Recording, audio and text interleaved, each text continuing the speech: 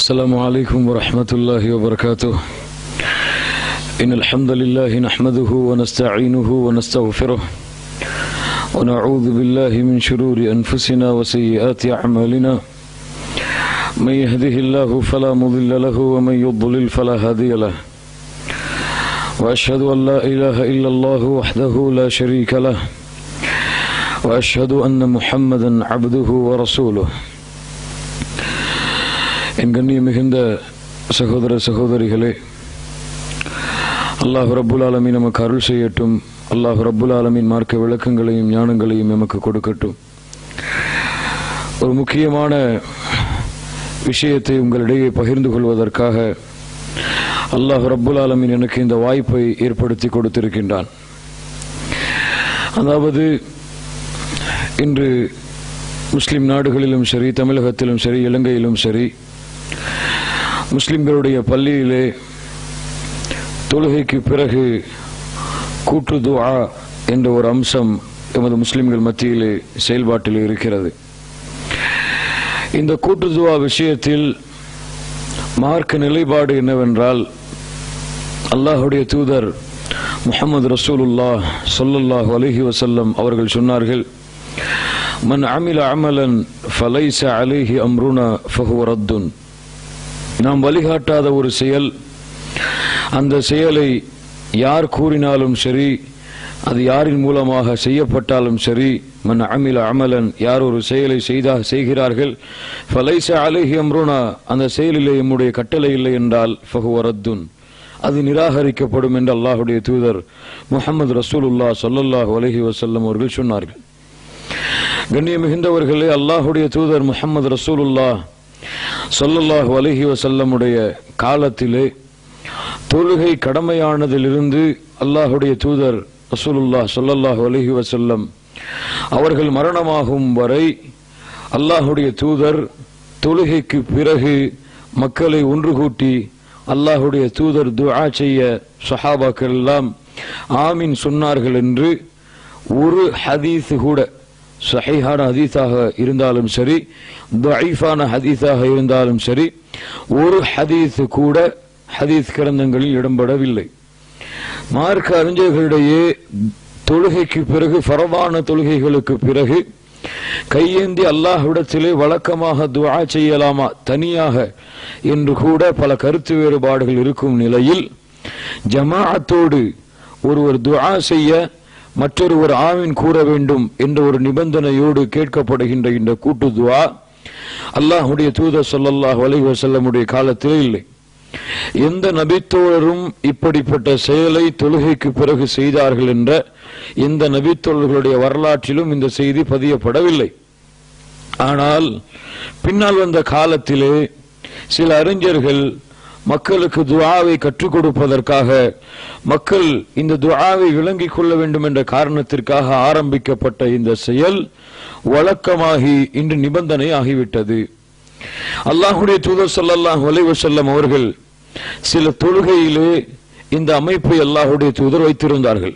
குறிப்பாக குனூத்துடைய தொழுகையில் அல்லாஹுடைய தூதர் ஸல்லல்லாஹு அலைஹி வஸல்லம் துஆ செய்வார்கள், ஆமீன் சொல்லுவார்கள் சஹாபாக்கள். மலை தொழுகையில் இது போன்ற நிலைப்பாட்டை வைத்திருந்தார்கள். ஆனால் ஃபர்தான தொழுகைகளுக்கு பிறகு அல்லாஹ்வுடைய தூதர் ஸல்லல்லாஹு அலைஹி வஸல்லம் இப்படி செய்தார்களா என்றால் அதற்கு மார்க்கத்திலே அறவே ஆதாரம் கிடையாது.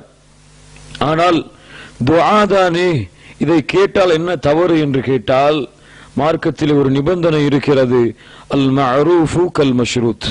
எப்படி என்றால், வழக்கமாக ஒரு செயலை செய்தால் அந்த செயல் நிபந்தனையாக ஆக்கப்படும். அப்படித்தான் இன்று கூட்டு துஆ ஓதவில்லை என்றால், அல்லாஹுடைய தூதர் அனுமதிக்கவில்லை என்று கூறினாலும் கூட, கூட்டு துஆ ஓதாமல் ஒரு இமாமோ ஒரு யாரோ எழுந்து விட்டால் வரக்கூடிய பிரச்சனைகளை பார்க்கிறோம், வரக்கூடிய கருத்து மோதுதல்களை பார்க்கிறோம். இமாம் அவர்கள் செய்துவிட்டால் பள்ளியை விட்டே அவரை நீக்கக்கூடிய காட்சிகளை எல்லாம் பார்க்கிறோம். இப்படிப்பட்ட நிலைமை என்ன புரிந்து வைத்திருக்கிறார்கள் மக்கள்? கூட்டு துஆவை தொழுகைக்கு பிறகு செய்தாக வேண்டும், அதுவும் தொழுகையுடைய ஒரு அம்சம் என்று மக்கள் விளங்கி வைத்திருக்கின்றார்களே.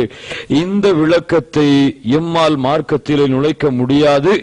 அல்லாஹும் அல்லாஹுடைய தூதர் முஹம்மது ரசூலுல்லாஹ் ஸல்லல்லாஹு அலைஹி வஸல்லம் அவர்கள் அனுமதிக்காத வரை அல்லாஹ் அனுமதித்திருக்கின்றான். அப்படி அல்லாஹ்வுடைய தூதர் முஹம்மது ரசூலுல்லாஹ் ஸல்லல்லாஹு அலைஹி வஸல்லம் அனுமதித்திருக்கிறார்களா என்றால் குர்ஆனிலும் சுன்னாவிலும் இந்த தொழுகைக்கு பிறகு கேட்கப்படக்கூடிய இந்த கூட்டு துஆவிற்கு எந்த ஆதாரமும் இல்லை. இது தெளிவான பித்ஆ. அல்லாஹ்வுடைய தூதர் ஸல்லல்லாஹு அலைஹி வஸல்லம் சொன்னார்களே, ஃபஇன்ன குல்ல பித்அத்தின் ضلالة, ஒவ்வொரு பித்அத்துகளும் வழிகேடு, வஇன்ன குல்ல ضلالத்தின் ஃபின்னார், நிச்சயமாக ஒவ்வொரு வழிகேடும் நரகத்தில் அவர்களை கொண்டு போய் சேர்த்துவிடும் என்று அல்லாஹ்வுடைய தூதர் சொன்னார்களே.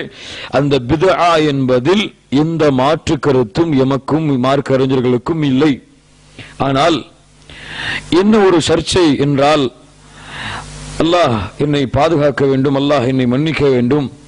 சில நிர்பந்தங்களிலே சில நாடுகளுக்கு நான் விஜயம் செய்திருந்த பொழுது சில பள்ளிவாசல்கள் குர்ஆன் சுன்னாவின்படி நிபந்தனையோடு நான் சென்றிருந்தாலும் சில பள்ளிவாசல்களிலே இருக்கக்கூடிய சூழல் அப்படிப்பட்ட சூழலாக இருந்த காரணத்தால் ஃபித்னாக்களை பயந்து குழப்பங்களை பயந்து இந்த கூட்டு துஆவை சில நேரங்களில் நான் செய்தேன்.